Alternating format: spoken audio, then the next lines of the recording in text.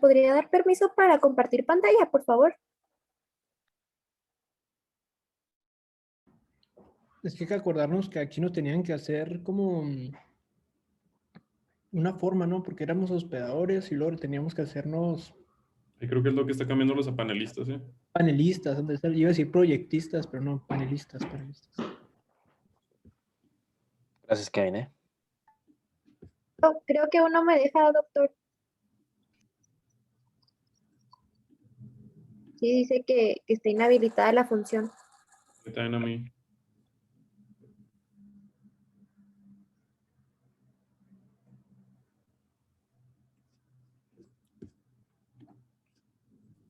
Ya pude.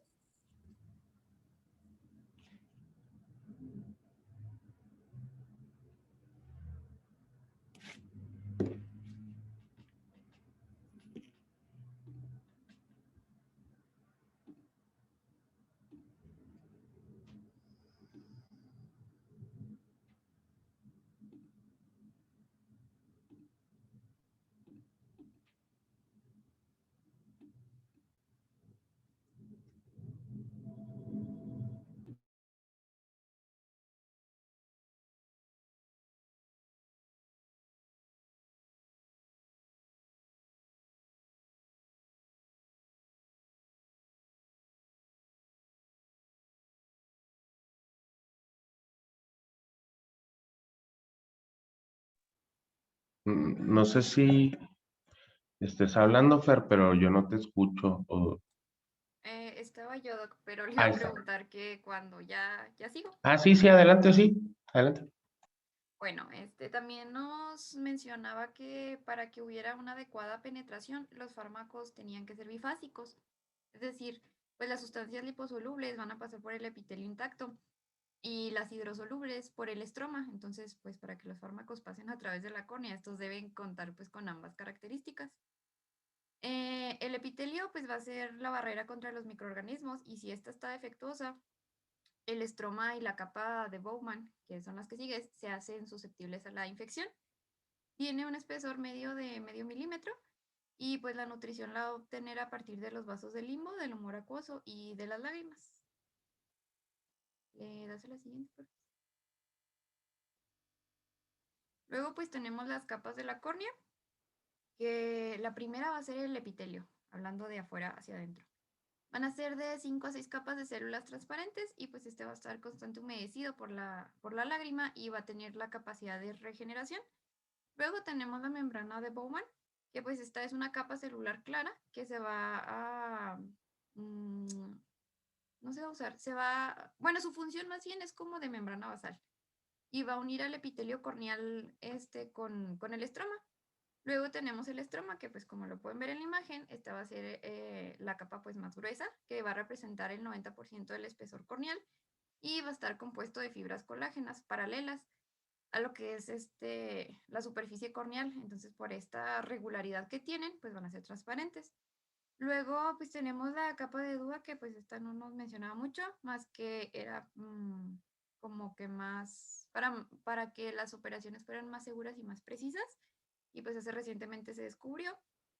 Y luego tenemos la membrana de Descemet, que pues esta es la membrana basal del endotelio que une el estroma con esta capa celular más profunda de la córnea. Luego, por último, tenemos el endotelio, que esta va a ser la capa más interna y va a estar en contacto con el humor acuoso. Pues como pueden ver, va a ser una monocapa de células y su regeneración va a ser nula. Es la encargada de mantener la deturgescencia del estroma y va a ser muy sensible a las lesiones y a la pérdida de sus células por el envejecimiento. Muy bien. Y aparte se va perdiendo constantemente durante la vida. O sea, nacemos con, no sé, aproximadamente unas 5,000, 6,000 células endoteliales por milímetro cuadrado de superficie, digamos. Y vamos perdiéndolas durante la vida. Ya cuando nos operan de cataratas, eso importa mucho porque si te hacen una cirugía de catarata y tú ya tenías un conteo bajo de células endoteliales, las células endoteliales, su función, como dijo Fer, es mantener la córnea deturgente, se llama, o que no se hidrate tanto, porque como está el humor acuoso por detrás, fácilmente se podría hidratar toda la córnea y perder la transparencia. Entonces, si se tiene por debajo, sobre todo de 1000 o de 800 células endoteliales, que ya es un conteo muy bajo, una cirugía de catarata puede orillar algunas técnicas a que se pierda esa función. Es una de sus pues, características más importantes. También el epitelio se va hidratando por la lágrima, entonces el flujo del líquido es como de arriba hacia abajo en este caso, ¿no? O sea, la bomba lo va drenando para que también el estroma no se altere. Y sobre la capa de Dúa se describió cuando yo era R1 o R2, me acuerdo que salió eso. Es como una condensación de la membrana, perdón, de la membrana de Descemet, eh, que realmente es para unas cirugías de trasplante corneal, donde no se hace un trasplante, digamos, completo, de espesor completo.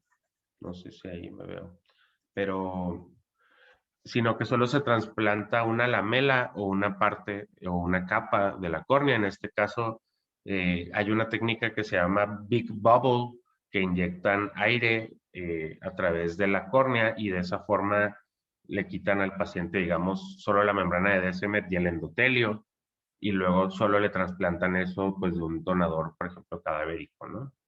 Es parte de su utilidad, pero pues, realmente no, fuera de eso no tiene mucho más.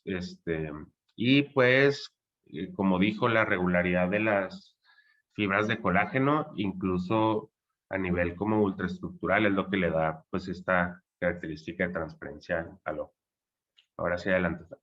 Estoy bien. ¿Le das a la siguiente, porfis? Bueno, dentro de los síntomas, pues tenemos que la córnea tiene muchas fibras nerviosas para recibir el dolor, así que pues las lesiones superficiales y profundas van a causar mucho dolor y se suele acompañar de fotofobia, que estos síntomas van a persistir hasta que sane.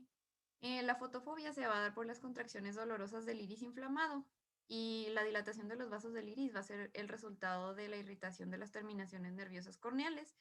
Y también algo importante aquí es que no suele presentar exudados a menos que haya úlceras bacterianas. La historia clínica, pues hay que tratar de que sea lo más detallada posible, ya que se tienen que recabar todos los antecedentes, ya sea un trauma, cuerpos extraños, abrasiones, etc. Entonces, también se debe indagar si el paciente usa algún medicamento. Por ejemplo, nos mencionaba los corticosteroides, que estos podían predisponer a enfermedades bacterianas, micóticas o virales. En sí, las claves del examen de la córnea es la iluminación y la magnificación adecuada. Un instrumento que nos mencionaba era la lámpara de hendidura, que este es esencial. El examen de reflexión de la luz o bien la tinción con fluoroceína, que esta iba a ser útil para ver lesiones epiteliales superficiales. También nos mencionaba que era beneficioso el uso de anestésicos locales después de un traumatismo para que el paciente pues estuviera quieto y nos facilitara la exploración. Das a la siguiente, por favor. Dentro de los estudios de laboratorio, tenemos que se deben realizar pues para dar una terapia adecuada contra el microorganismo causante. El retraso en la identificación del mismo pues puede comprometer la visión.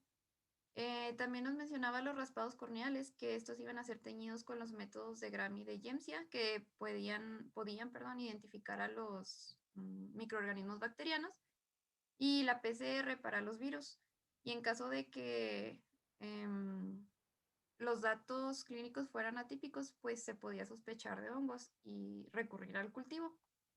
Se debe dar terapia específica en cuanto se den los resultados, y en caso de no obtenerlos, se debe iniciar inmediatamente con terapia empírica basada pues en las características clínicas que presente cada paciente. Así es, casi siempre empezamos de forma empírica, pero de ser posible se puede tomar pues el cultivo en ese momento y luego ya empiezas empíricamente, ¿no? Entonces eso sería lo ideal, como tener ahí pues los tubitos y los hisopos para el cultivo en tu consultorio, donde lo vas a ver, y antes de darle antibiótico, tomarle el cultivo. Sin embargo, cuando ya llegan al oftalmólogo, pues muchas veces hasta el paciente solo se pone terramicina o polimixin o le ponen cloranfenicol, y cualquiera lo receta, entonces ya vienen pues multitratados. Más o menos hasta el 50-60% de los cultivos son positivos. Entonces, pues es medio complicado, sobre todo en hongos. Y nada más ahí es Giemsa sin la última I. Es una tinción parecida al Gram, pero también usa más como base a los carbohidratos y también tiñe más en hongos. Ujú. Ok. ¿Le das a la siguiente, por favor? Bueno, ahora tenemos los tipos de queratitis. Tenemos la epitelial, que esta es frecuente y los cambios van a variar mucho. Pueden ir desde un edema simple hasta una vacuolización, incluso erosiones, filamentos, queratinización parcial, etc. Aquí pues se debe evaluar con lámpara de hendidura, ya sea con o sin la tinción de fluoresceína. También tenemos las subepiteliales, que pues estas van a ser frecuentemente secundarias a una queratitis epitelial, por ejemplo, en los infiltrados subepiteliales de la queratoconjuntivitis. Después tenemos la del estroma, que esta pues se va a manifestar con un infiltrado correspondiente a la acumulación de células inflamatorias. Y pues el edema va a ser manifestado como un engrosamiento corneal, también una opacificación o cicatrización, pues dependiendo de qué tan afectada esté, que puede adelgazarla o bien perforarla. Y por último, pues tenemos la endotelial, que este es el edema estromal que va a producir pliegues en la membrana de Descemet. Y pues eso va a contrastar con el edema corneal causado por la misma presión intraocular elevada. Pues en este el epitelio se va a afectar antes que el estroma. Y aquí tenemos otros tipos. El primero pues es una queratitis por estafilococo y esta resalta por unas erosiones diminutas que se van a teñir con fluoresceína y como se ve en la imagen pues se va a afectar el tercio inferior de la córnea. La segunda va a ser una queratitis herpética, que es típicamente dendrítica y también va a haber edema y degeneración. La tercera pues va a ser una queratitis por varicela zoster, que es un poquito más difusa que la queratitis herpética y ocasionalmente va a tener líneas o también pseudodendritas, como se ve ahí esos como rayitas ahí. ¿Le das a la siguiente, por favor? Casi no te escucho, pero ¿podrías hablar un poco más fuerte? Sí, ahí me Gracias. escucho mejor. Soy Un Diana poquito, sí. Doc. Es Diana, no es Fer. Ay, perdón, Diana. Sí, una Una disculpa. disculpa. Ahí sí, si no me escucho, me dicen, ¿eh? Sí, gracias. Ok. Luego tenemos la queratitis por adenovirus, que pues estas van a ser unas erosiones diminutas teñidas con fluoresceína también. Van a ser difusas, pero aquí resalta que van a ser más conspicuas que en el área pupilar. Luego tenemos la queratitis del síndrome de Sjögren, que estas van a ser diminutas, pleomórficas y el epitelio va a estar dañado y erosionado. Luego, y algo importante era que se afectaban permanentemente la mitad inferior de la córnea. Luego tenemos la queratitis por exposición causada por lagoftalmos o exoftalmos, que pues estas van a ser unas erosiones irregulares diminutas, se van a afectar predominantemente la mitad inferior de la córnea. Y luego tenemos la queratoconjuntivitis vernal, que esta pues van a ser unas lesiones manchadas grises, un poco opacas y se van a destacar más en la región pupilar superior. Algunas veces pues se forma una placa de epitelio opaco. Luego tenemos la queratitis neurotrófica, que pues esta es una secuela de herpes simple y herpes zóster. Va a haber un edema epitelial manchado, que pues como pueden ver va a estar un poco difuso, pero va a predominar en la fisura palpebral. Luego tenemos la queratitis inducida por fármacos, que estas pues van a ser erosiones diminutas teñidas con fluoresceína también, van a tener edema celular, un poco de manchado y espirales epiteliales. Y luego ya tenemos la queratitis superficial punteada, que esta va a resaltar por tener un foco de células epiteliales edematosas y se elevan cuando la enfermedad está activa. Luego tenemos la queratoconjuntivitis límbica superior, que pues estas van a ser erosiones diminutas del tercio superior de la córnea y también va a haber filamentos durante la exacerbación. acompañada también de hiperemia vulvar, el limbo engrosado y queratinizado. Luego tenemos la queratitis por rubiola y parotiditis, que estas van a ser lesiones de tipo virus, como las de la queratitis superficial, y pasa en el área pupilar. Das a la siguiente, por favor. Oye, de esas van a mostrar fotos clínicas, es que esas imágenes como que siento que muchas ni siquiera, algunas no son así. Sí, Doc, son Y- generalidades. Vamos a ver cada una de Sí, ellas. sí, porque si esas se me hace que no las van a, pues no se las van a poder aprender con esos patrones. Ujú. No, es que todavía es generalidades, apenas Ah, vamos muy a bien, adelante. Ujú. Bueno, hablando ya de la ulceración corneal infecciosa, pues estas van a ser centrales cuando son de origen infeccioso secundario a un daño epitelial. La lesión pues va a ser central, retirada del limbo vascularizado. Se suele acompañar de hipopión, que este es un conjunto de células inflamatorias que va a ser vista como una capa pálida en la cámara anterior inferior y se considera estéril hasta que hay una ruptura de la membrana de Descemet. La mayoría de los casos pues va a ser causada por Streptococcus pneumoniae y el factor predisponente de este es el uso de lentes de contacto. Y pues ahí tenemos las bacterias, los virus y los hongos que son más encontrados. ¿Le das a la siguiente, por favor?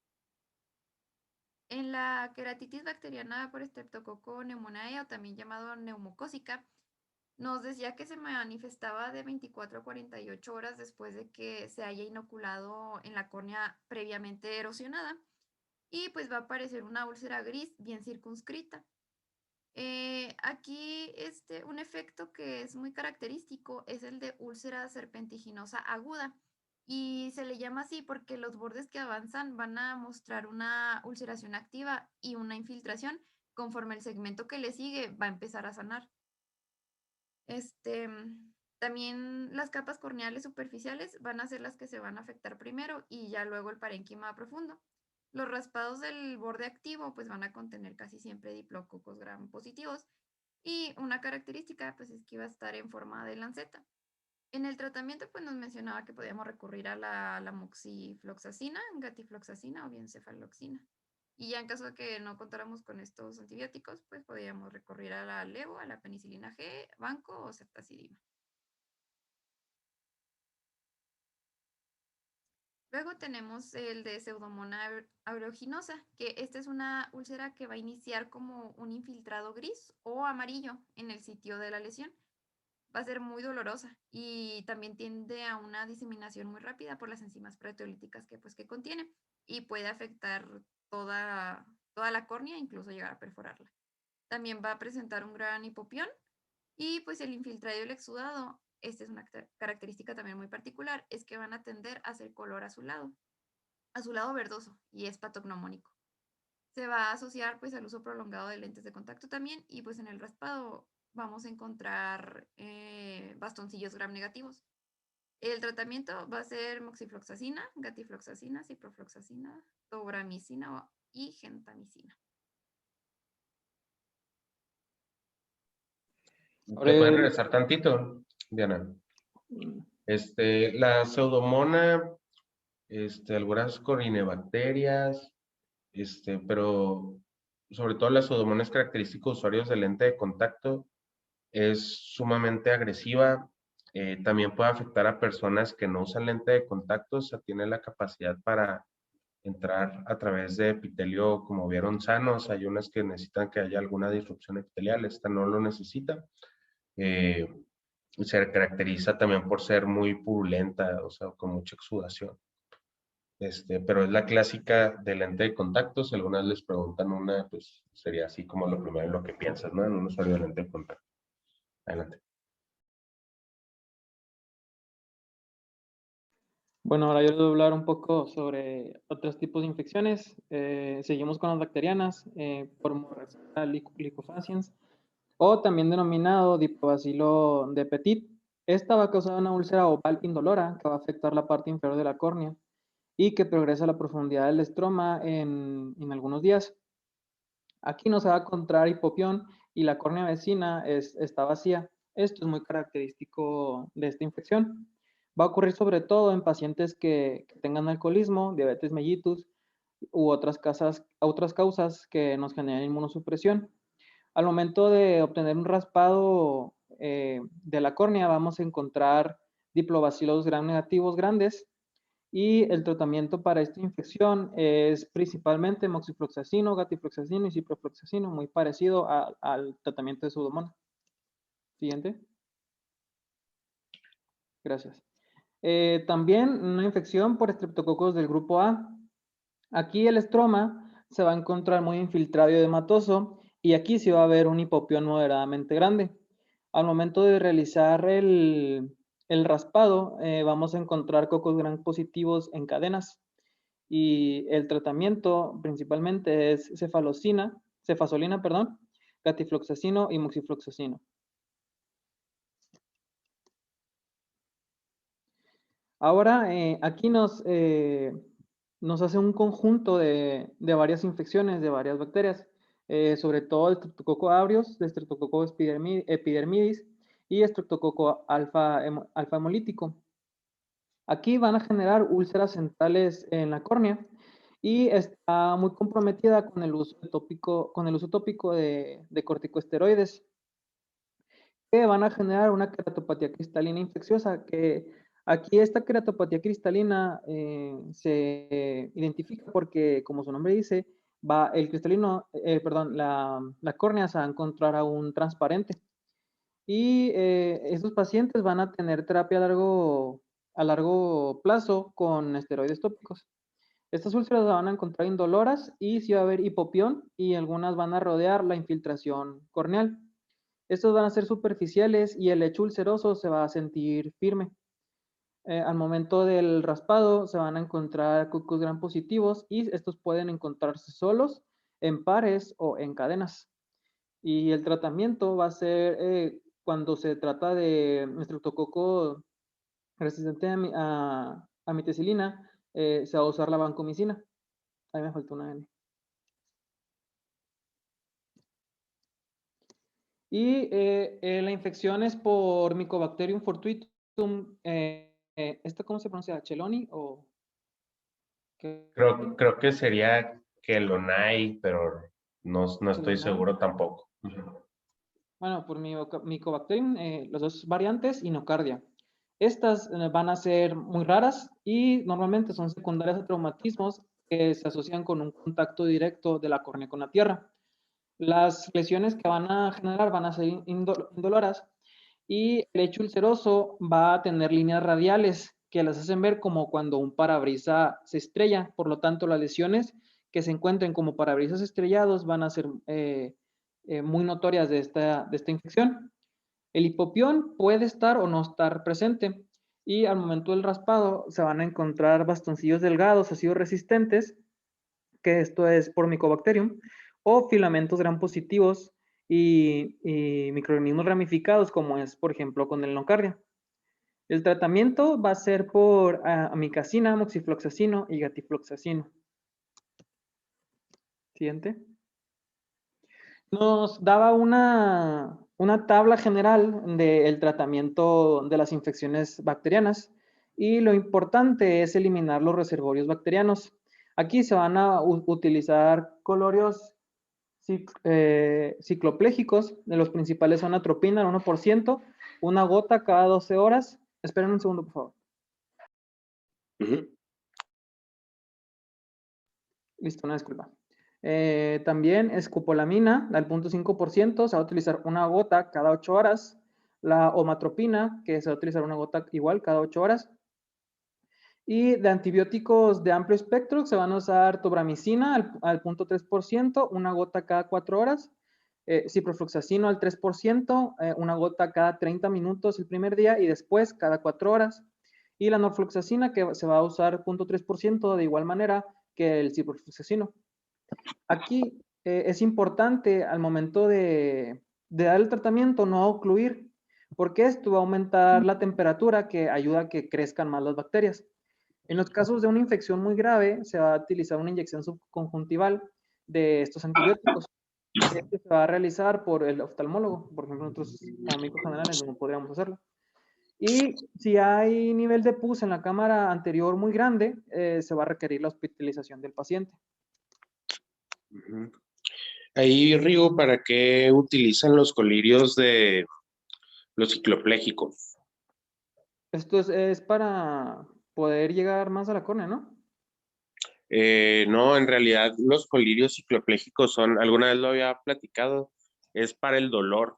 O sea, cuando hay una lesión corneal, que la córnea es, pues, como vimos, bueno, no lo tocamos tanto, pero la córnea es, pues, uno de los tejidos más ricamente Ujú. inervados, ¿no? Ajá.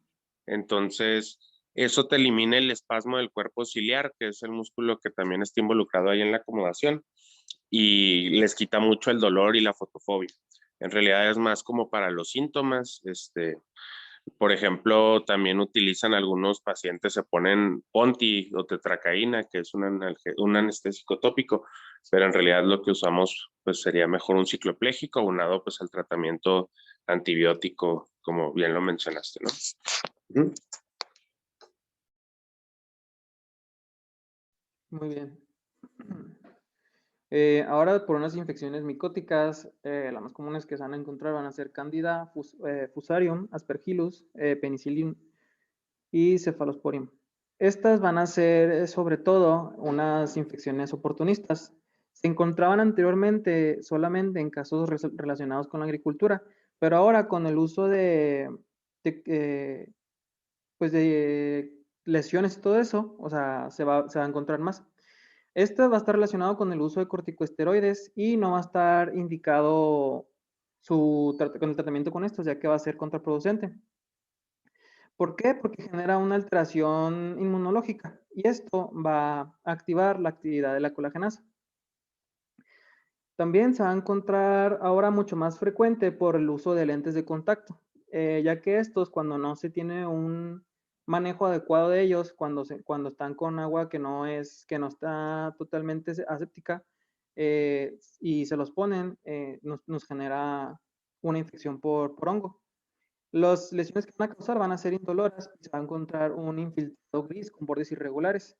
Aquí sí va a haber hipopión, una ulceración superficial y lesiones satélites.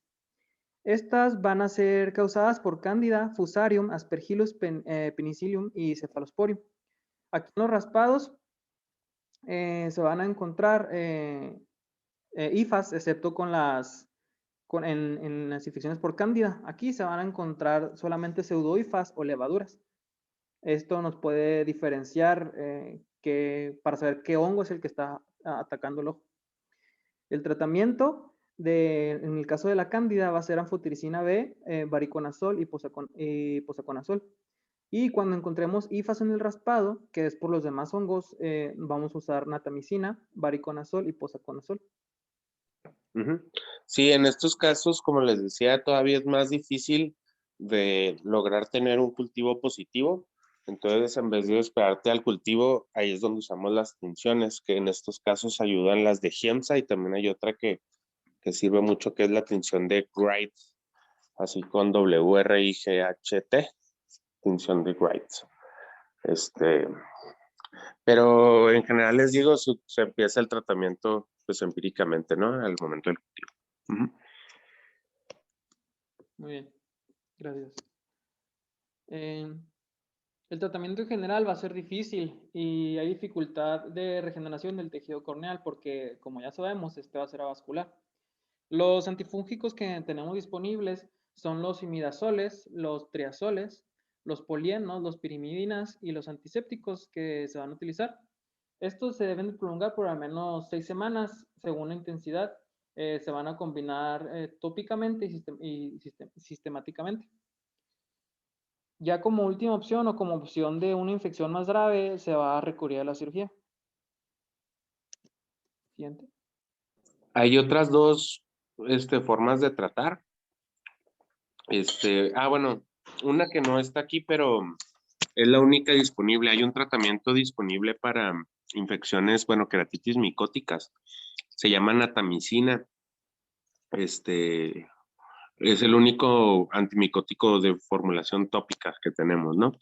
Y otro tratamiento que se puede hacer alternativo para úlceras de todo tipo, pero sobre todo por pseudomonas y micóticas, resistentes a tratamiento, es el cross-linking. El cross-linking es donde aplicamos riboflavina a la córnea y digamos que se refuerza la estructura de la córnea, porque con luz ultravioleta sobre esa riboflavina digamos que se promueven la formación de enlaces covalentes y de entrelazamiento de las fibras de colágeno a nivel corneal. Entonces eso impide pues, o mata a estos patógenos, pero no es de primera línea. Muy bien.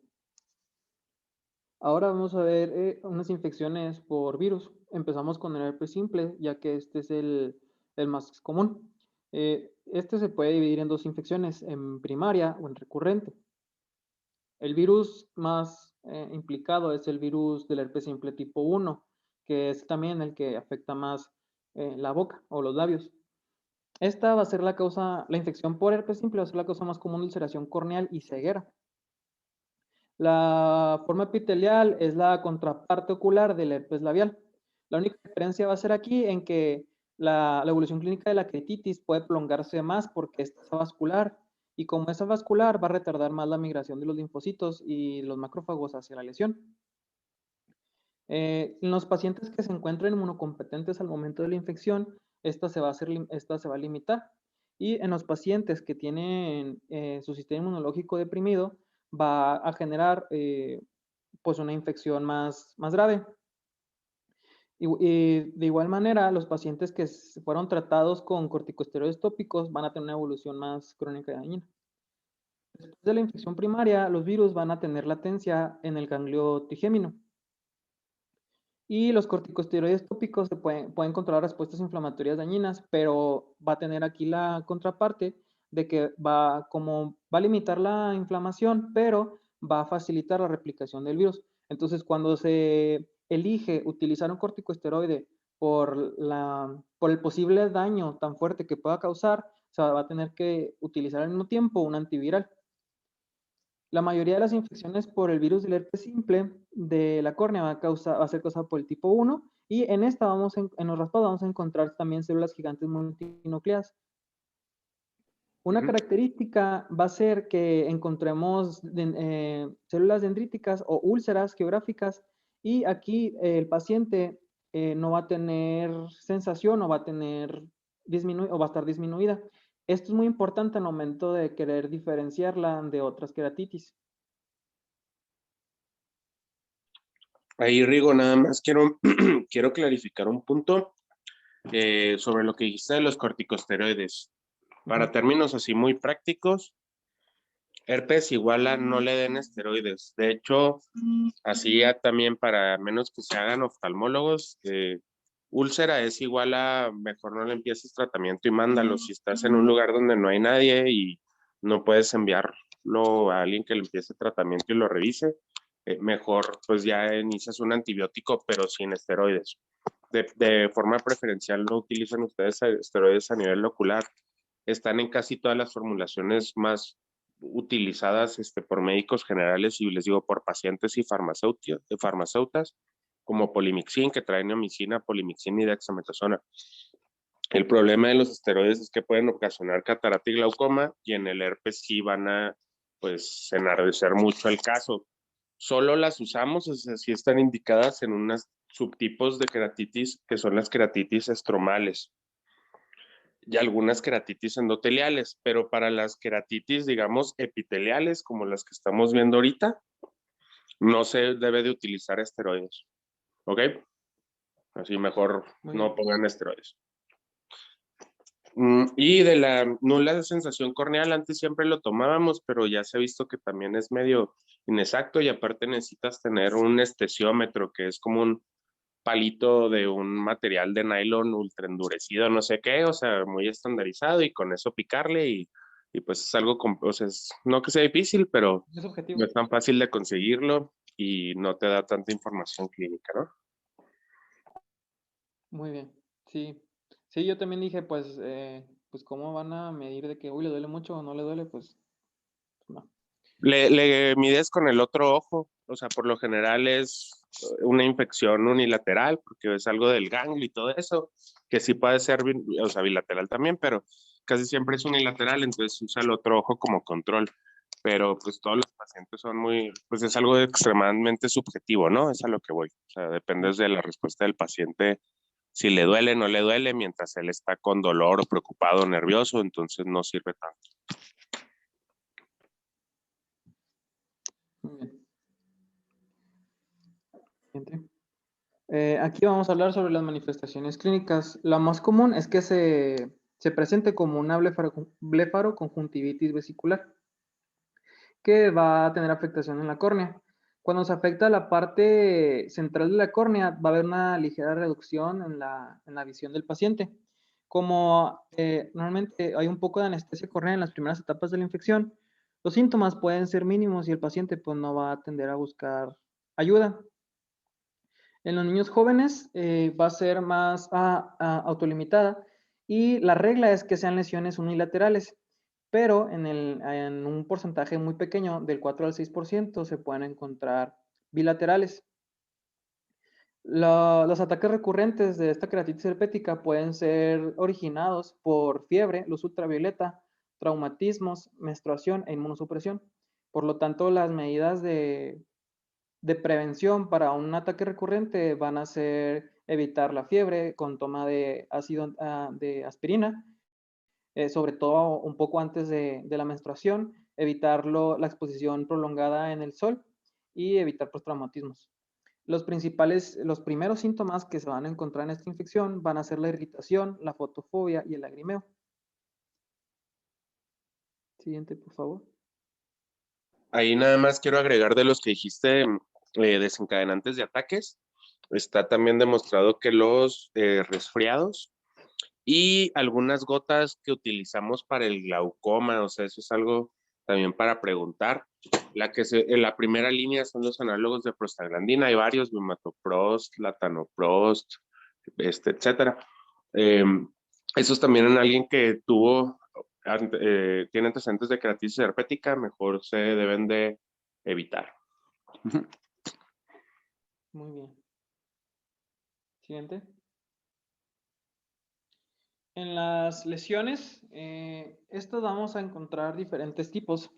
La primera es que tiene ramificación típica, tiene un patrón lineal que va a tener bordes plumosos. Aquí, esto sí no lo he entendido, doctor, ¿qué es un borde plumoso? Borde plumoso. Ajá, así decía en el libro, tiene bordes plumosos y Sí, después pues así son bordes pues no tan definidos. O sea, una pluma pues tiene muchos pelitos tan delgaditos que no te fijas cuál pelito es cuál, sino se ve como pues algo más, pues, digamos, no tan rígido, ¿no? Como en vez de óleo sería un pastel. Entonces es un borde no tan bien definido, por lo general son más como blanquecinos, y pues como sería como el de abajo, como la que está hasta abajo, yo creo. Porque los demás sí están un poquito más definidos. Más definidos, ok. Ajá, o sea, mencionaba que esta úlcera va a tener un borde plumoso y en su terminación va a tener un bulbo, va a acabar en un bulbo, o sea, un ensanchamiento. Y esta va a ser posible visualizarla por una tensión de fluoresceína. Luego vamos a encontrar la ulceración geográfica. Esta va a ser una forma de enfermedad dendrítica crónica, pero aquí la lesión dendrítica va a adoptar una forma más amplia, más abierta. Los bordes de esta úlcera van a perder esta cualidad de plumosa porque se van a abrir más. Y como en la enfermedad dendrítica, la sensación de la córnea va a estar disminuida. Otro tipo de manifestaciones de las lesiones van a ser la queratitis epitelial manchada, la queratitis epitelial estelar y la queratitis filamentosa. Se van a presentar igualmente las opacidades subepiteliales, que es como saber como un fantasma, mencionaba el libro, como una mancha en fantasma. Y aquí va a estar relacionado con el uso de fármacos antivirales, que es aquí se va a utilizar los fármacos antivirales, que es la hidoxuridina. Y normalmente no van a persistir por más de un año. Lo de fantasma, no sé si también en el libro lo manejen como vasos fantasma, ¿no? No. Porque hay otro término también de queratitis herpéticas, pero es más de las estromales. Que también hay vasos fantasma, que se ve cómo llega el vaso sanguíneo y luego como que pierde la red capilar y se pone blanquito. Ujú. Ok. Ujú. Sí, no. Y otra forma es la queratitisiforme. Aquí el estroma se va a encontrar edematoso y en un área central que va a formar un disco, va a tener forma discoide. No va a haber infiltración significativa y normalmente va a estar avascular. El edema puede ser lo suficientemente grande como para producir pliegues en la membrana de Descemet. Descemet o Descemet, no me acuerdo cómo está escrito.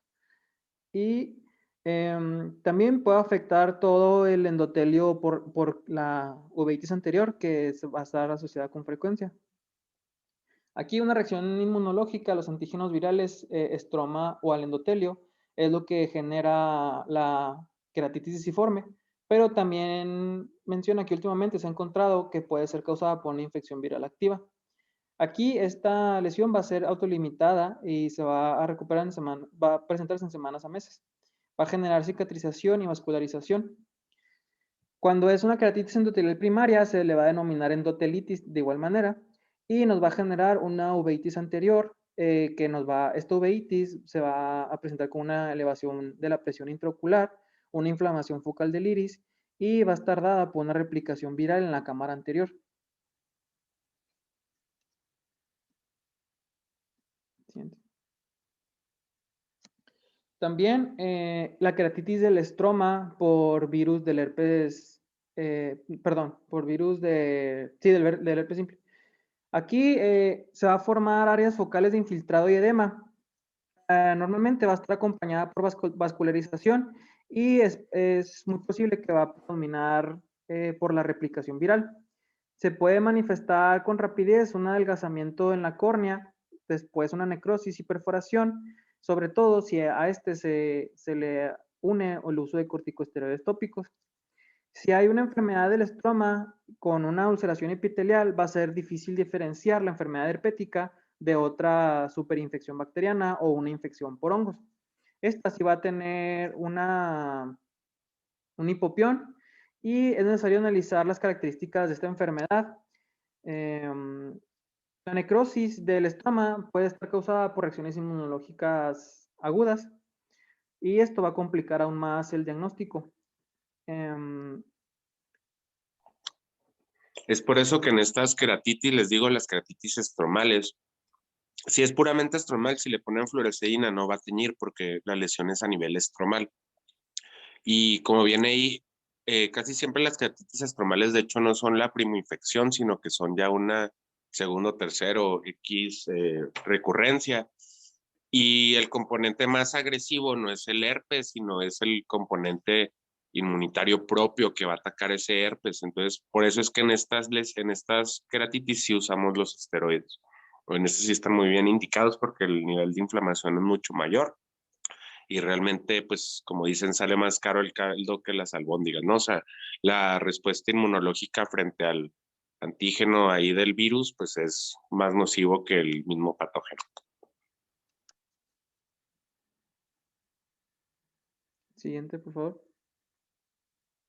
Y el tratamiento. Aquí va a haber diferentes manejos de tratamiento y debe estar, la elección de debe estar dirigida a la eliminación de la replicación del virus dentro de la córnea, mientras se busca minimizar los efectos dañinos de esta respuesta inflamatoria. Entre ellos vamos a tener la desbridación o debridación, la utilización de fármacos, la cirugía y evitar la reactivación de la infección. Al utilizar la debridación hablamos de que como el virus se localiza en el epitelio, al momento de quitarlo va a reducir la carga viral. Aquí se va a realizar con un aplicador con punta de algodón. Se va a poner un agente cicloplégico midiático y se va a aplicar un vendaje compresor.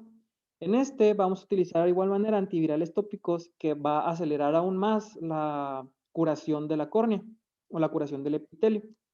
Si nosotros elegimos el uso de fármacos, estos van a ser agentes antivirales tópicos y van a ser idoxuridina, trifluoridina, vidarabina, ganciclovir o aciclovir. La hidoxuridina y la trifluoridina se van a asociar más a epitelopatía tóxica, mientras que el ganciclovir y la ciclovir van a ser más efectivos en la enfermedad del estroma. El aciclovir va a ayudarnos en la enfermedad por herpes, sobre todo en individuos atópicos. La dosis de utilización de estos es, en los pacientes que no están inmunocomprometidos, se van a utilizar 400 miligramos, 400 miligramos 5 veces al día. Y en los que están comprometidos se va a utilizar el doble, que son 800 miligramos 5 veces al día. También se puede utilizar una dosis profiláctica, que son 400 miligramos 2 veces al día. En la cirugía se va a realizar una queratoplastia de penetración. Esta va a estar indicada para irritación visual en pacientes con una cicatriz corneal grave. Se puede realizar hasta que la enfermedad hepática ya haya estado inactiva por varios meses. ¿Cómo se dice eso? ¿Cicatriz corneal? Sí. O sea, ¿qué término puedes usar en vez de cicatriz corneal?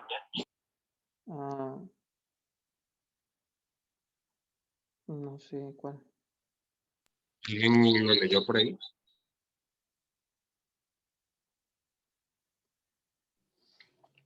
Yo no, doc. También le llaman leucoma corneal. De hecho, mucha gente lo confunde y dice, es que tengo leucoma y tiene glaucoma, pero leucoma es leucos de blanco y pues soma de no sé, pero realmente es una lesión pues blanquecina sobre la córnea que impide la visión. Es cuando ya hay indicación de tratamientos penetrantes o alguna queratoplastía. Muy bien, eso sí no lo sabía. Cuando se realiza una queratoplastía, se debe de usar antivirales sistémicos conjuntos para suplir el uso de los corticosteroides tópicos. También se puede utilizar cianocrilato para sellar una perforación que se encuentre pequeña. Y cuando ya es un poco más grande, se usan los injertos con parches lamelares. Esta queratoplastía lamelar va a tener una ventaja sobre la penetrante porque va a reducir mucho el rechazo del injerto corneal. Y por último, la reactivación de la infección, ya que 1/3 de los casos va a ocurrir después de los 2 años del primer ataque.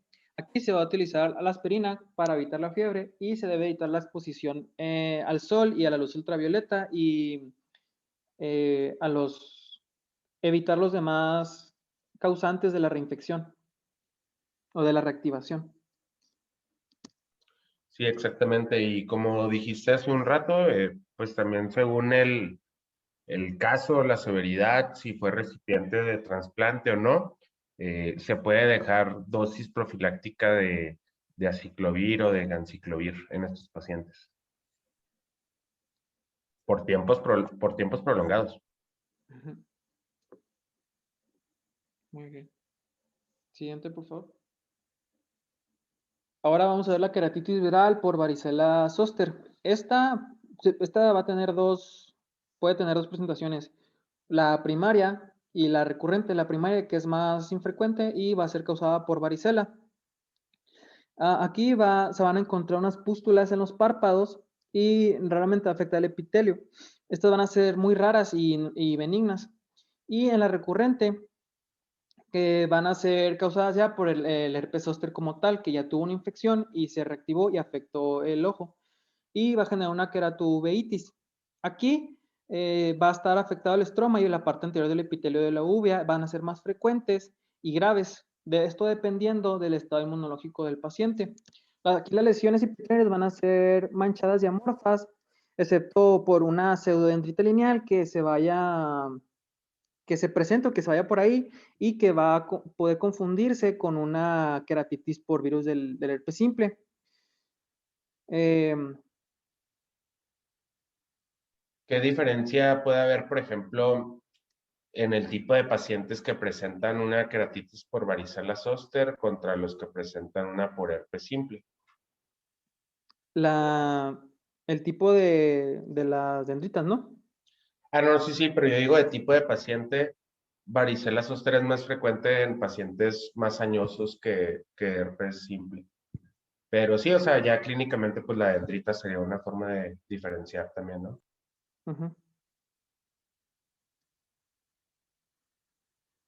Siguiente. Y pues también lo de la sensibilidad, ¿no? Porque mencionaba que la sensibilidad va a estar un poco más reducida en la que es herpética, pero pues ya mencionamos que es muy... En los dos, o sea, en realidad en los dos estaría disminuida porque, o sea, recuerden que la varicela también es un subtipo de herpes, ¿no? Creo que es el tipo 8 de los herpes virus, a diferencia del 1 y el 2, ¿no? De los simples. Sí, muy bien. Y el tratamiento, pues aquí se van a utilizar antivirales intravenosos o vía oral, dependiendo de la gravedad. Y van a ser el aciclovir, 800 miligramos, 5 veces por día, de 10 a 14 días. El velaciclovir, que va a ser 1 gramo, 3 veces al día, por 7 a 10 días. Y el famciclovir, que van a ser 500 miligramos cada 8 horas, por 7 a 10 días. Este tratamiento va a ser el mismo que en el tratamiento del herpes presentación dermatológica. Y es controversial el uso de los corticosteroides sistémicos. Por lo tanto, son más indicados los tópicos. Y también, en algunos casos, estos pueden estar indicados para reducir la incidencia de la neuralgia posherpética, pero aquí ya va a ser muy grande el riesgo. Ahí me equivoqué, nada más quiero aclarar, no era el tipo 8, es el tipo 13. Sí. Ajá. Sí, el 8 es el otro que da lesiones cutáneas en Es el pacientes con sarcoma de Kaposi. VIH-Sida. ¿Cómo se llama? Sarcoma de Kaposi. Sarcoma de Kaposi, ándale, ese es el 8. Siguiente. Aquí vamos a ver las úlceras en los usuarios de lentes de contacto. Aquí la adaptación de los lentes de contacto sobre la superficie ocular va a producir muchos cambios. Desde las primeras horas de que se une a la córnea, los lentes sintética va a tener alteraciones en esta. Normalmente va a haber aparición de fenómenos alérgicos, infecciosos, anatómicos, respiratorios y metabólicos que se pueden manifestar como una intolerancia o molestias por el usuario desde las primeras horas del uso. El epitelio de la córnea de este paciente, particularmente frágil, y la mínima presión va a producir una erosión, como el epitelio está frágil. También pueden haber microzonas de hipoxia e hipercapnia y microtraumatismos. Pueden producirse estos con el roce continuo de los lentes cuando se lo quitan y se lo ponen, o simplemente al parpadear que esté moviendo. Esto va a favorecer la adhesión y la internalización de microorganismos patógenos en las células del epitelio. Y esto a su vez favorece a la infección. Cuando el lente de contacto ya se adapta a la superficie corneal, es cubierto por una película biológica que lo envuelve después de unas horas de que se colocó. Esta película, después de la limpieza de los lentes, va a persistir y se supone que sea más densa y abundante con el uso continuo y prolongado de estos. Hay factores que aumentan el riesgo de infección, por ejemplo, el ojo seco, el uso prolongado, la cirugía previa, la hipoestesia corneal, etc. Por lo tanto, algunos de las recomendaciones que nos van a dar en el uso de estos es optar por lentes con mejor, esto sí no supe que era, DKL. Ese es un coeficiente de transmisibilidad al oxígeno, pero no entendí bien qué era. Sí, es como que qué tan permeable es y qué tanto se hidrata el lente. O sea, qué tanta capacidad tiene de absorber el agua. Y según ese coeficiente, el lente va a ser más tolerable por lo general o no. Entre más permeable sea el agua, va a ser más tolerable para el paciente. Como un lente de contacto blando, como el que está ahí en la imagen. Un lente de contacto rígido, por ejemplo, pues es rígido por lo mismo, se está microscópicamente, también sus moléculas, todo está más apelmazado, pues no permite ni absorbe tanto el agua, ¿no? Ni permite el paso de oxígeno. Entonces son más duros, la gente siente más como si tuviera una piedrita o algo ahí que le estorba, a diferencia de los otros que se hidratan más, ¿no? Aquí va a depender entonces de si son blandos o gruesos, o depende Es una forma nada más así que dije como para hacerlo más sencillo, o sea, que es el coeficiente.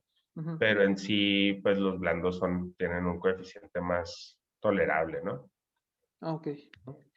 Aquí los pacientes que tengan que usarlos permanentemente deben de ser examinados con más frecuencia para reconocer algunos signos, ya sea de hipoxia. De igual manera, no deben de llevarlos más de 7 días seguidos. A los pacientes que se le coloca un lente de contacto deben ser especialmente monitorizados mientras no finaliza la repitalización. También se debe educar al paciente para que también pueda utilizar gafas alternativas, no utilizarlos durante la noche y que tengan una adecuada limpieza. Ya sea se lava las manos y se debe de tener mucha atención al momento de limpiarlos. Siguiente. Aquí nada más para pues, cuestiones prácticas que sí deben de saber. No sé si ya lo había explicado, pero a ver, espérame tantito. O sea, cuando usen un lente de contacto y que se lo vayan a quitar, o sea, se lo quitan en la noche, de preferencia no usarlo más de 8 horas, pero sí se puede usar, no hay problema. Es más bien la higiene, o sea, hay que quitárselo, lo ponen en su manita y luego agregan un poco, unas gotas de la solución limpiadora que les den para los lentes y con el dedo tallan el lente de contacto, ¿ok? Tallan un poquito el lente así, más solución, o sea, lo enjuagan y lo ponen en la cajita. Cuando se pone en la cajita o blister, una vez que está ahí, aunque el paciente no use los lentes de contacto, se recomienda que se cambie todos los días esa solución, que hay mucha gente que pues nunca la cambia, ¿no? Ni los talla, ni muchas otras cosas. Muy, muy, muy malo dormir con ellos y también meterse a nadar, sobre todo aguas libres como al mar o a los lagos, porque allí existen algunas de estas bacterias, pues, come cerebros. Hay algunas que sí en cuestión de 2 días entran desde la córnea hasta el cerebro. Ahí no sé si la vayan a ver, si no ahorita la buscamos. Entonces, el usuario de lente de contacto pues tiene microtraumas sobre su córnea constantemente por el parpadeo y pues el roce con el lente y es más susceptible a este tipo de lesiones. ¿Va?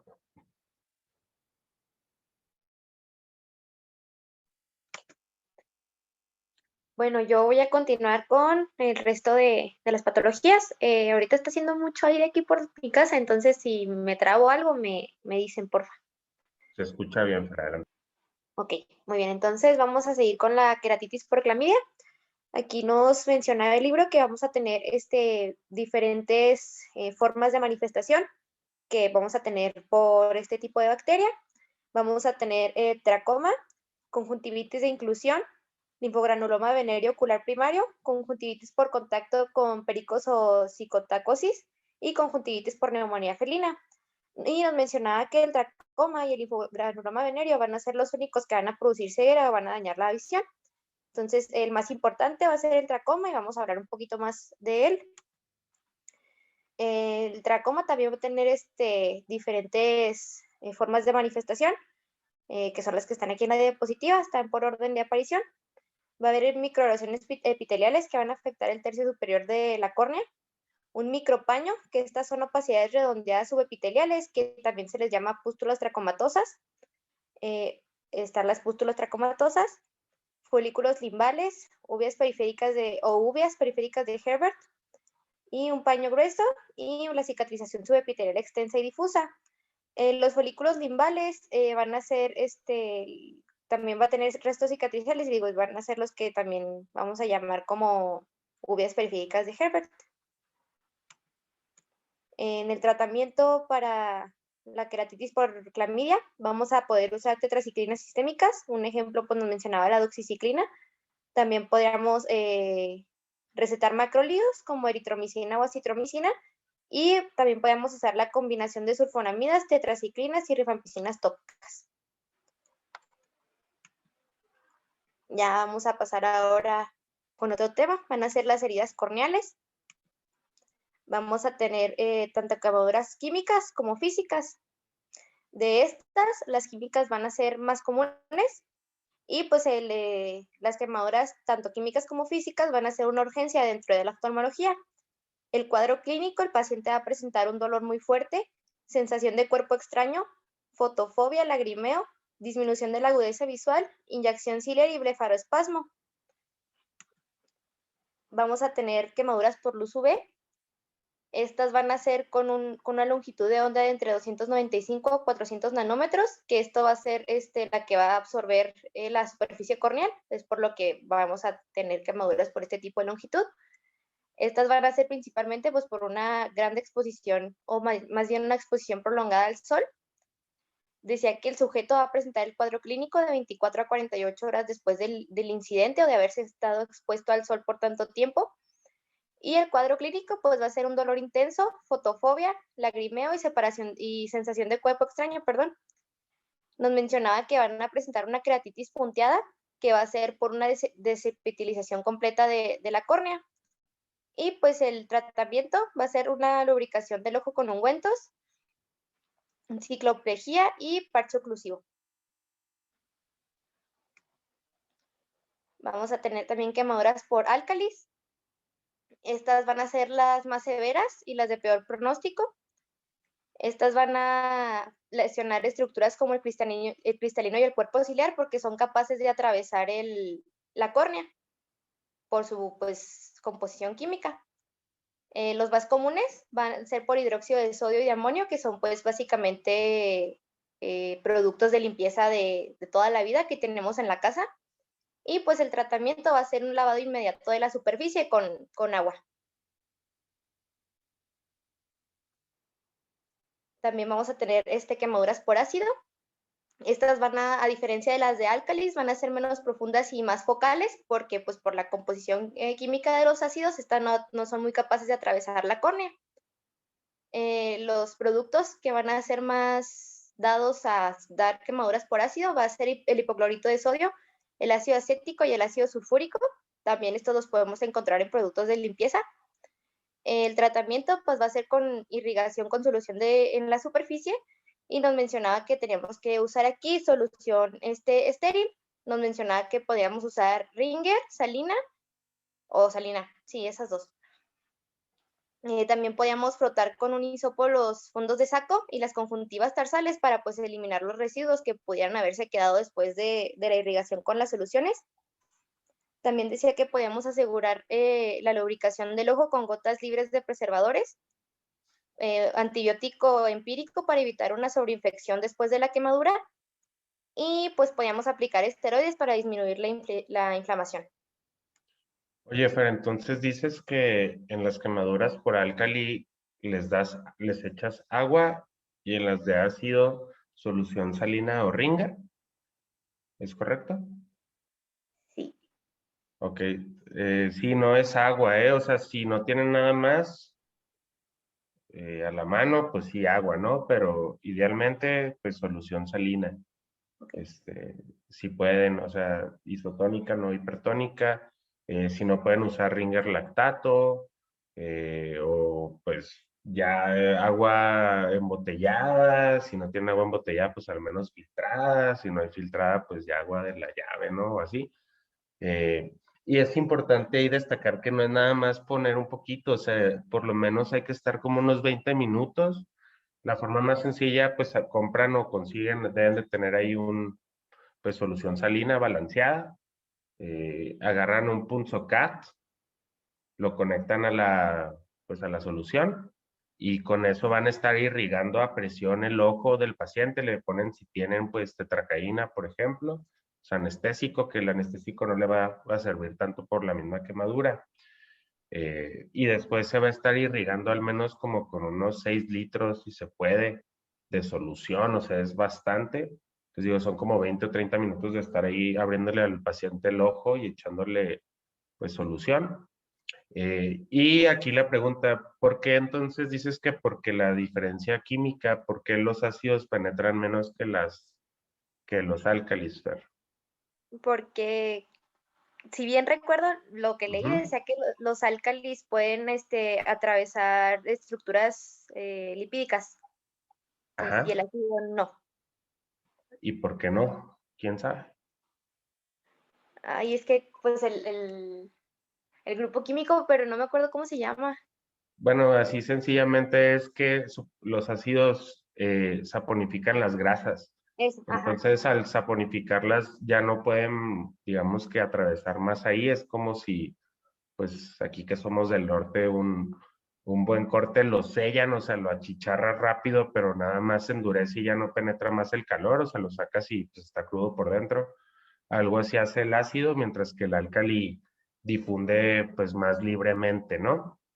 Y por lo mismo es mucho más agresivo, o sea, es bien dañino las quemaduras por álcali, pero los dos se manejan, les digo, de forma igual, no echarle otra cosa, no tratar de que, es que fue un álcali, entonces vamos a echarle ácido, o que el pH, o sea, no, es irrigar profusamente. Después, como dijiste bien, gotas libres de preservadores hasta cada hora o cuando el paciente quiera, libremente, a libre demanda. Antibióticos tópicos, pues tal vez como una quinolona de cuarta generación, una gatifloxacino o moxifloxacino, por ejemplo, cada 4 horas, pues por unos, yo creo que unos 10 días, lo que tarde, si es que se vuelve a regenerar el epitelio, porque algo que no estamos tocando aquí, por ejemplo, en esta imagen, es que esa córnea se ve pues opaca a 360 grados. Sobre todo se ve más opaca hacia la periferia, si se dan cuenta. Entonces, como vimos en la clase, pues creo que fue la primera que di yo, también la córnea tiene, en el limbo, están las células madres pues pluripotenciales, que van a dar células epiteliales que van a ir migrando constantemente hacia el centro de la córnea para pues que la córnea esté cubierta, ¿no? Por el epitelio. Si se quema el limbo, pues ya no hay forma de regenerar el epitelio. Entonces, el ojo se va a poner blanco, se va a empezar a conjuntivalizar. Si se pierde el limbo, la conjuntiva va a crecer como si fuera una carnosidad, digamos, que es algo parecido a lo que pasa en las carnosidades, y se va a conjuntivalizar y se va a poner blanco. Y ni siquiera se va a poder trasplantar. Entonces, en esos casos también se hace algo que son trasplantes de células del limbo de otro paciente o del ojo del paciente contralateral. El antibiótico y pues los esteroides. Ok, pero sí irrigación profusa, si les llega a pasar a ustedes o a alguien que conocen o están ahí mientras sucede, o les llega a alguien, es irrigación profusa, o por lo menos unos 20 minutos. ¿Va? Muy bien.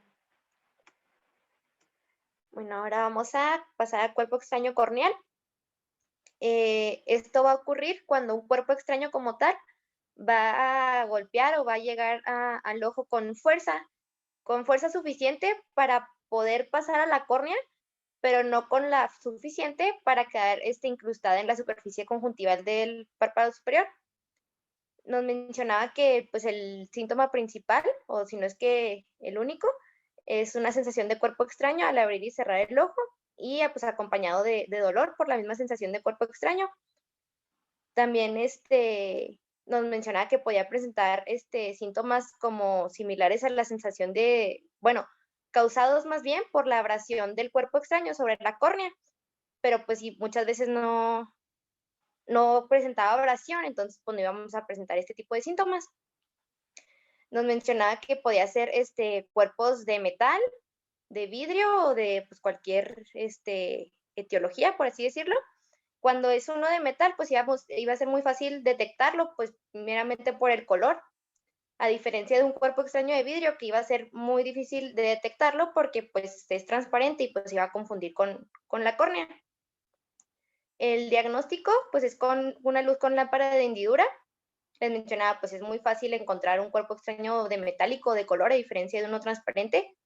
Y pues nos mencionaba que si el examen es negativo, vamos a tener que levantar el párpado superior del paciente y pues buscar un cuerpo extraño subtarsal. El tratamiento es pues eliminar el cuerpo extraño con un hisopo estéril. Decía que podíamos aplicar un ungüento antibacteriano pues para evitar infección en el paciente. Y si era muy grave la lesión, pues también se podía llegar a hacer cirugía. Muy bien. Eso también causa de las más frecuentes de pacientes de oftalmourgencias.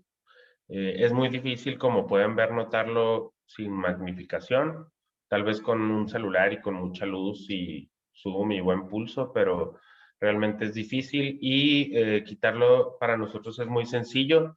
No siempre se puede quitar con un hisopo, en general lo quitamos con agujas de insulina como 30 o 31 gauge, previa anestesia corneal y es algo pues muy sencillo. Se tiene que quitar el cuerpo extraño y sobre todo si es metálico o vegetal, hace como una reacción inflamatoria alrededor que también se tiene que debridar, porque si se deja esa, pues esa zona que es digamos como pseudoquiste que se está empezando a formar, el paciente va a sentir todavía que tiene un cuerpo extraño y eso se le puede pues quedar de forma crónica, entonces hay que quitárselo también y explicarle al paciente que aunque ya se le retiró el cuerpo extraño, pues por la misma ulcerita que le queda o ausencia de epitelio donde está el cuerpo extraño, va a seguir teniendo síntomas por algunos cuantos días, ¿no? Pero les dejamos pues su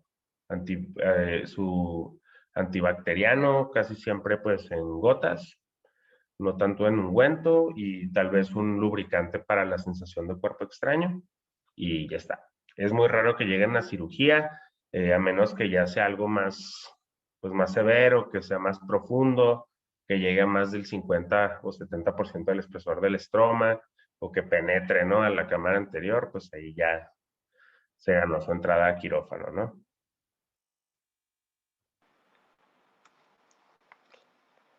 Bueno, ahora vamos a terminar ya con los trastornos corneales degenerativos. Vamos a empezar con el queratocono. Esta es una degeneración bilateral que va a ser muy poco común.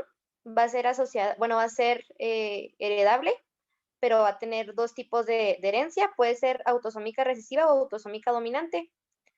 Esta se va a asociar mucho a enfermedades también hereditables, como el síndrome de Down, los pacientes que sufren de dermatitis atópica, de rinitis pigmentaria, aniridia también, síndrome de Marfan, síndrome de Alport y síndrome de Ehlers-Danlos. Se presenta mayormente en la segunda década de la vida, o sea, entre los 10 y los 20 años. Y pues principalmente la córnea va a presentar cambios destructivos en la capa de Baumann con degeneración. Y pues decía que este va a ser de tipo queratolítico y va a también tener ruptura de la membrana de Descemet. Y pues es esa imagen que está ahí como un cono. ¿Y ese signo cómo se llama? Si, por ejemplo, ve hacia abajo y se ve abultado, ¿cómo se llama? ¿Saben? El signo de Monson. O Monson. Sí, pero en realidad ese no es, pero sí es una muy buena imagen donde se aprecia el cono, pues fácilmente, ¿no? Nada redondeado. Incluso se ven ahí por donde tienes el cursor, un poquito a la izquierda. Ajá, un poquito más, Fer. Ahí, ajá, un poquito más a la izquierda. Izquierda. Ya me salí del ojo, ¿no? No, a la izquierda, esa es la derecha, ¿no? O sea, Ok. a la izquierda, más ahí. Ajá, si se fijan esa como columna, en realidad no es algo de su ojo, o sea, es como un reflejo que se hace porque esa córnea tiene tantas aberraciones de alto orden, de lo que platicamos el otro día cuando hablamos de los astigmatismos, que hace esa imagen, pero pues, es un ojo muy aberrado y tienen una visión pues muy distorsionada que a veces pues no se logra corregir y por eso acaban en tratamientos como un trasplante corneal, ¿no? Adelante. Muy bien. En el cuadro clínico del queratocono, pues principalmente el paciente va a presentar visión borrosa, podría tener astigmatismo miótico de progreso rápido, esto pues por la deformación de la misma córnea. Ahí es miópico, ¿eh? Miópico. Miópico, ajá, de miopía. Miótico es de miosis, de cuando se cierra la pupila. Este es miópico, ajá. Ok. Córnea en forma de cono, pues por el mismo nombre. Van a presentar unos, como signos patognomónicos, por así decirlo, que van a ser las líneas de Vogt, que estas van a ser, bueno, ahorita vemos en la imagen, Pero Son también unas estrías a nivel del estroma. Son unas que- estrías que se ven en el como estroma corneal. a que son pliegues estrechos en la membrana de Descemet. Sí, Ujú. eso. También pueden presentar el anillo de Fleischer, que este es un anillo alrededor de la base del cono. Ujú. Van a también presentar el signo de Munson, que este es como que la indentación del párpado inferior por la córnea cuando el paciente mira hacia abajo, que es lo Ajá. que nos mencionaba el paciente. También tener un reflejo irregular o de tijera en la retinoscopía, un reflejo corneal distorsionado, un fondo de ojo que no puede verse con claridad e hidropesia aguda de la córnea, que esto se va a manifestar por disminución repentina de la visión, que va a ser asociado a un edema central que va a estar en la córnea. Y pues esto se va a dar por la ruptura de la membrana de Descemet. Ujú. Ese término de hidropesia es correcto, pero usamos más el de hidrops. Ok, Hidrops, ajá, por si lo ven así, es lo mismo. ok, muy bien. Y pues aquí están imágenes de lo que les mencioné ahorita. Las estrías de Vogt, que son las que están arriba a la derecha, el anillo de Fletcher y el signo de Munson.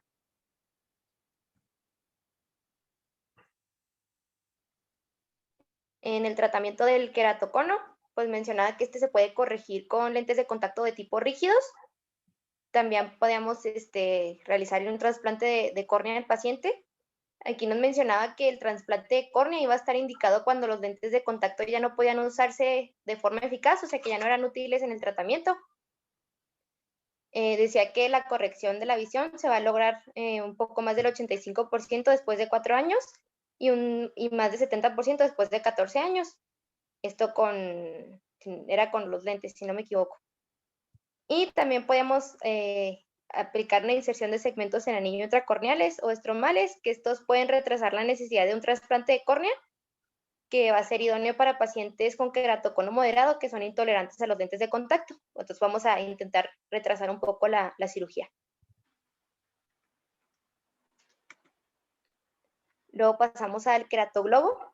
Esto nos mencionaba que era una anomalía bilateral muy rara, que esto va a aumentar la curvatura de la córnea y a veces el diámetro de la misma con disminución uniforme de su espesor. El cuadro clínico pues va a ser una córnea sobresaliente y muy escarpada con una cámara anterior muy profunda. También los pacientes pueden presentar edema corneal, queratopatía bulosa también, y pues son muy susceptibles a rotura traumática, pues supongo que con el simple hecho de rascarse el ojo pues se puede presentar una ruptura de la córnea. Y decía que esta patología era se asociaba mucho al síndrome de Ehlers-Danlos. ¿Sí conocen ese síndrome? Es el del El del colágeno, ¿no? colágeno 4. Sí. Ujú. Ajá, ¿y cuál es la clínica, así, en pocas palabras, característica? Es hiperflexibilidad. Ajá. Sí. Sí, tienen laxitud de, pues, de los tejidos blandos, ¿no? De los tendones y de todo el colágeno y de la córnea y de la aorta y ya saben, ¿no? Entonces, es muy frecuente tenerles danlos tanto queratocono como queratoglobo, pero pues es todavía más raro y sería más hacia el Ehlers-Danlos también, aunque puede ocurrir sin estar, o sea, de forma aislada, ¿no? ¿Te puedes regresar una, Fer, nada más? Sí. Ah, ok, ya adelante. Sí, es que aquí también en tratamientos, no sé si tengas más de ectasias. No, creo que no. Ya voy a pasar al arco senil y a las... Ah, bueno, entonces ya si quieres, ahí está bien. El, el hidrops es cuando, como dijeron, se rompe la Descemet y se mete por ahí todo el humor acuoso. Entonces el estroma se embebe y ya el epitelio, digo, el endotelio, aunque esté la bomba funcionando, como está roto y por ahí entra mucha agua, pues se hidrata y se ve así, es la hidropesía, ¿no? A pesar de eso, o si todavía no tiene hidrops, se puede usar lo que hablábamos ahorita, el cross-linking. Este es un tratamiento que sí puede ayudar a, pues, reducir la progresión o incluso a detener un queratocono o alguna ectasia corneal. Por ejemplo, el queratocono es muy parecido a la ectasia post-LASIK. También pueden ocurrir este tipo de problemas después de una cirugía refractiva. ¿ok? Entonces el crosslinking nos ayuda a hacer más rígida la córnea y de esta manera tratamos estos pacientes. Ya lo que tenías en la otra, que eran los anillos estos intraestromales. Bueno, los anillos intraestromales dice ahí, pero la imagen es de un trasplante de córnea, ¿no? Pero los anillos intraestromales son para mejorar la graduación un poco tan extrema del paciente, para que pueda tolerar el lente de contacto, ¿no? Pero en sí lo único que tenemos que ayuda a frenar o a disminuir la progresión de las ectasias es el crosslinking, ¿va? Y se debe hacer pues lo más oportunamente si el paciente es candidato según algunos criterios establecidos, ¿no? Ahora sí, ya adelante. Ok, ahora voy a seguir con el arco senil. Mencionaba que esta es una degeneración corneal periférica benigna tipo bilateral que pues está asociado con la edad. Es muy común. Mencionaba que en el proceso patológico las gotas de grasa van a infiltrar en todo el grosor de la córnea y pues se van a concentrar más en las capas superficial y profunda y pues que esto era lo que iba a dar meramente la manifestación del arco senil. Bueno, ya les mencioné, es asociado con la edad. Se presenta principalmente en aquellos pacientes con hipercolesterolemia, hipertrigliceridemia, les menciono por la grasa que infiltra la córnea. No hay signos ni síntomas asociados y pues es básicamente un anillo grisáceo oscurecido de aproximadamente 2 milímetros con un claro espacio entre él y el limbo, que es, ahí les pongo una imagen en la diapositiva que sigue. Mencionaba que en el arco senil pues no hay ningún tratamiento y tampoco presentan pues ninguna complicación. ¿Qué sería ese? A ver si se ve mi cursor. Es esta partecita blanca. Es extremadamente frecuente, ¿eh? Si lo buscan, lo van a encontrar casi todos los días en la calle. Sí, pues en ancianos.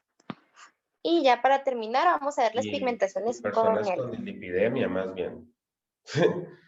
Ah, bueno, también. Sí.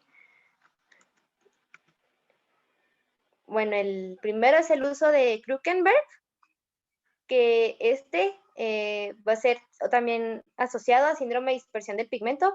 Esto pues va a ser un pigmento color café que se va a depositar bilateralmente en la superficie endotelial central, que en una forma vertical de uso, que es pues el de la imagen, esa como rayita que atraviesa, bueno, parece que atraviesa la pupila, pero pues en realidad está en la córnea.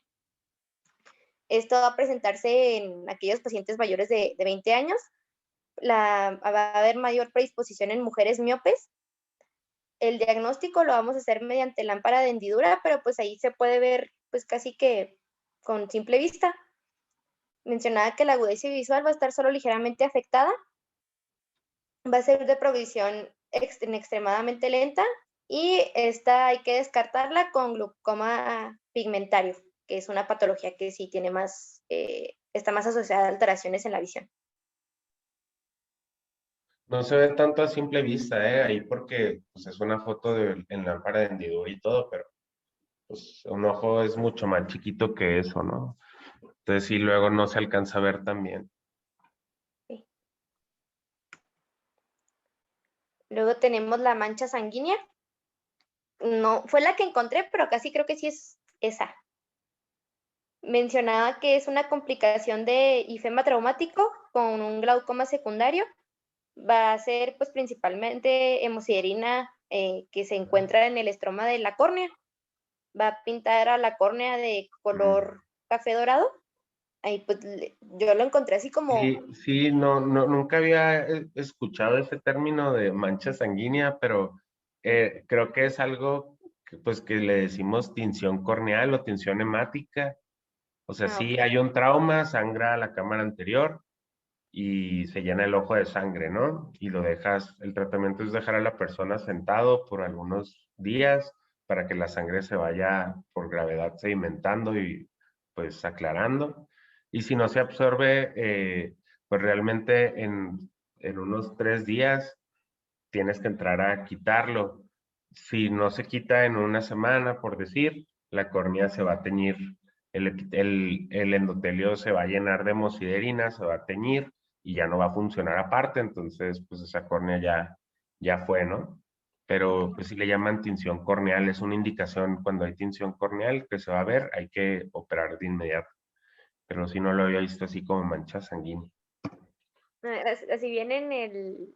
En el libro, en la traducción, Sí, está en pero español. ajá, sí, no es el Vaughan, es otro, pues se me olvidó el nombre. ¿Cuál es el Graue? Creo que sí, pero Porque esa sí foto de la pertenece al derecha Vaughan. es el Conde de Valenciana, es un hospital muy famoso donde está pues el doctor Graue, por eso pues, a lo mejor ahí, pero qué raro. Ok, pues está bien. Y bueno, ya casi terminamos. Voy a seguir con el anillo de Kaiser Fleischer, que este va a ser un aro pigmentado bilateral. Ahí se ve también en la imagen, alrededor de, pues por el perímetro de la córnea. Puede ser de un color rojo rubí o verde brillante, también puede ser azul, amarillo o café, pues de muchos colores, que principalmente pues van a ser depósitos finos granulares de cobre. Este va a tener un tamaño de 1 a 3 milímetros de diámetro. Se va a encontrar dentro del limbo a nivel de la membrana de Deschment y se asociaba mucho a enfermedad de Wilson, que es degeneración hepatolenticular.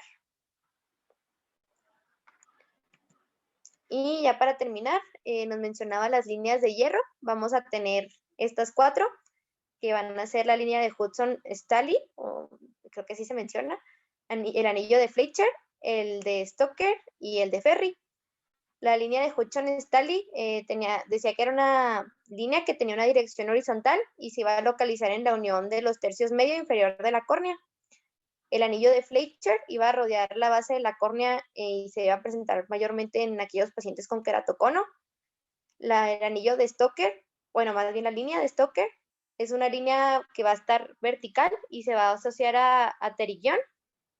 Y la de Ferry, que se va a desarrollar adyacente a las ampollas infiltrantes del limbo y se va a apreciar o se va a observar depósitos similares de hierro en el sitio de las cicatrices corneales.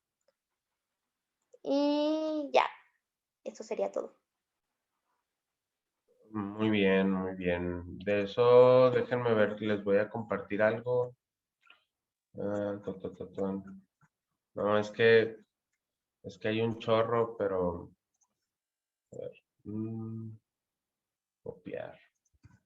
Aquí se los voy a poner en el chat. Hay un chorro de líneas y de cosas que pueden ver. La de Hudson-Stahli es algo pues asociado solo pues, al envejecimiento y las otras esas patologías no son relevantes en la práctica, solo se aprecian, ¿no? Pero el de Krukenberg tal vez sí es un poquito más significativo por su asociación a glaucoma, ¿no? Los demás sí son un poco más tranquilos. Pues no sé si tengan alguna pregunta, chicos, chicas. ¿No se acuerda las preguntas del examen, Doc? Todavía no las hacemos. Bueno, yo no he hecho preguntas.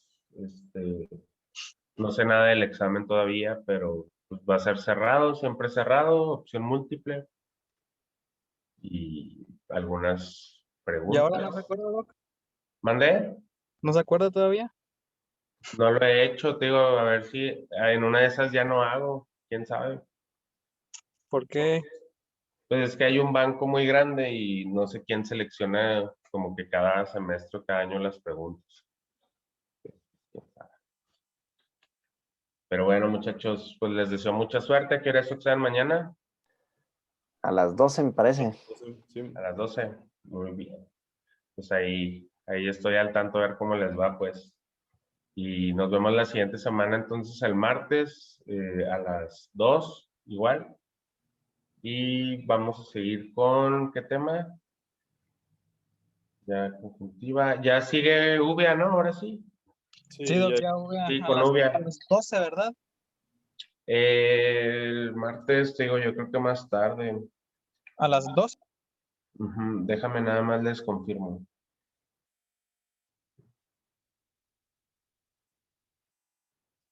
Es que a las 3 tenemos... A la 1, no, a la 1. Ah, ok. Sí, en teoría acabo 12:30, pero a la 1 mejor. Ajá. Va. Y pues de 1 a 3 más o menos, yo creo. Y le digo al doctor Unzueta, en teoría ustedes no presentan. Ahí les confirmo la hora a ver si puede a la 1 y ya quedó. Va. Ok, Perfecto, muchas Bueno. gracias. Pues, Doctor. ahí suerte, muchachos. Pásenla bien. Muchas gracias, doctor. Igualmente, Ya está. nos vemos. Bye. Gracias.